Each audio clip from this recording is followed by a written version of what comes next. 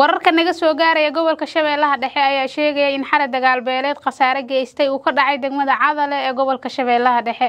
Dagaalka ayaa waxa uu si gaar ah ugu dhacay deegaan 10 kiiloomitir u jira magaalada xeebeedka Cadale ee gobolkaasi Shabeellaha Dhexe, waxaana ka dhashay khasaaro dhimasho iyo dhaawac. Wararka ayaa intaas ku daray in ugu yaraan 3 qof ay ku dhinteen, tiri intaas ka badanna ay ku dhaawacantay dagaal beeleedka halkaasi ka socdo.